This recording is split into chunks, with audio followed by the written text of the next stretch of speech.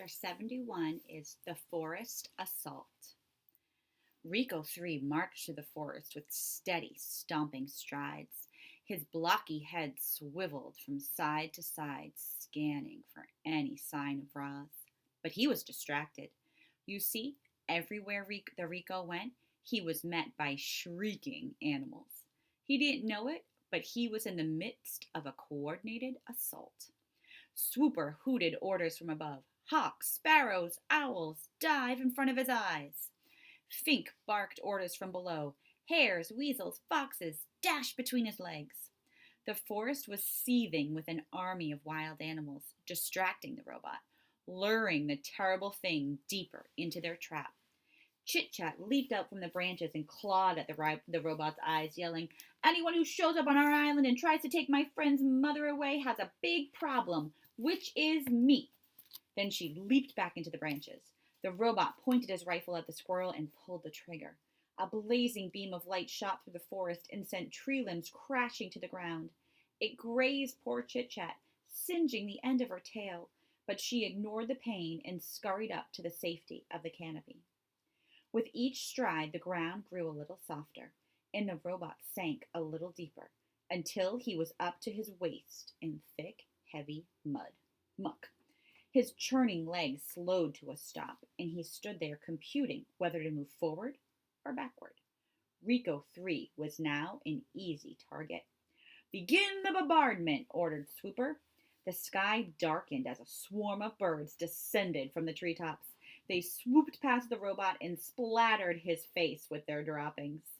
Bird after bird swooped and splattered, and the Rico's eyes were instantly caked in filth. "Don't let up!" screeched the owl. "Give it everything you've got!" There seemed to be an endless stream of birds with an endless amount of droppings. Rico 3 let go of his weapon and wiped his filthy face with both hands. That was the moment the fuzzy bandits had been waiting for. They dashed out from the weeds, snatched the rifle with their nimble hands, and dragged it away. Tawny and Crown Point looked on from the underbrush. The buck lowered his head, and the raccoons carefully placed the rifle upon his antlers. Then the deer and the raccoons slipped into the shadows. By the time Rico 3 realized his weapon was missing, it was too late. He let out a sad electronic tone. And then, as the birds continued their bombardment, the robot turned and blindly trudged back through the muck. It was now time for the final stage of the plan. Broadfoot the bull moose emerged from the trees and stood directly in the path of the blinded robot. Rico 3 had no idea that his every step brought him closer to the mighty animal. When the robot was in range, Broadfoot turned and kicked back with his powerful hind legs. There was a sharp crack, and dung sprayed from the Rico's head. The moose kicked again, and crack! The robot's head flopped to one side. A tear in his neck exposed a tangle of silver tubes. But Rico's 3 legs kept pumping, so Broadfoot kept kicking. He pounded the robot's head with his heavy hooves, denting and crushing it onto an ugly shape, and with one final crack, the head broke loose, soared through the air, and squelched into the muck. The headless robot fizzled and smoked. His legs ground to a halt, and he never moved again. And here is the illustration. Okay, the next chapter, is chapter 72, The Mountain Rumble. Rico 2 stood at the mouth of the cave. "Rosm Unit 7134, are you in here?" The only response was his own flat voice echoing back. But he sensed movement somewhere down the tunnel. So he switched on his headlights, raised his rifle, and marched inside. The Rico marched past animal bones and rock piles and wide cracks in the walls. His blocky head swiveled from side to side, scanning for any sign of Roz. But she was nowhere to be found. So he turned and marched back toward daylight. And then a deafening roar filled the cave. From the shadows flew a giant body. Mother Bear charged into the robot and smashed him against a wall. Then Nettle and Thorn jumped in, and together the family went to work. They rammed his legs, they slashed his chest, they muscled him to the ground. On his way down, Rico too squeezed the trigger. There was a flash of blazing light, and the walls began to crumble. Nettle grabbed her brother by the scruff and pulled him outside as an avalanche of rock thundered behind them. Mother Bear howled. The rifle exploded. Stones clanged against Rico too. The avalanche slowed and settled as a cloud of dust billowed out from the cave. Mother! Nettle peered into the darkness. I'm here, said a weak voice. The young bears dashed inside and found their mother half buried. They pulled heavy stones from her body and dusted her off. I have broken bones, she rasped, but they will heal. Where is the robot? Rico Two's headlights switched back on. Stones tumbled as the robot staggered to his feet. His body was scratched and scraped. His head was badly dented. His left arm was completely useless. So, whoop, it was tossed aside.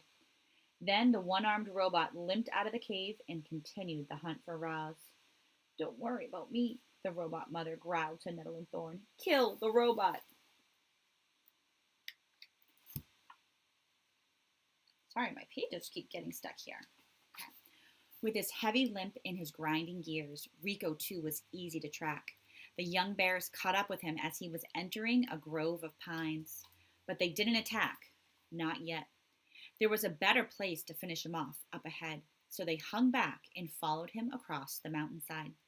The distant rumble of the waterfall grew louder with each passing minute, and then a slash of white appeared through the trees. Soon the robot was standing beside the roiling, frothing river just above the falls. He was too badly damaged to leap over the falls, or to wade through the rapids, or to climb down the cliffs, but he had to continue his hunt for the target. So he started limping upriver in search of a safer crossing. There was a rustling, and the young bears exploded out from the trees. They threw their heavy shoulders against the robot's body, and he stumbled sideways onto the riverbank.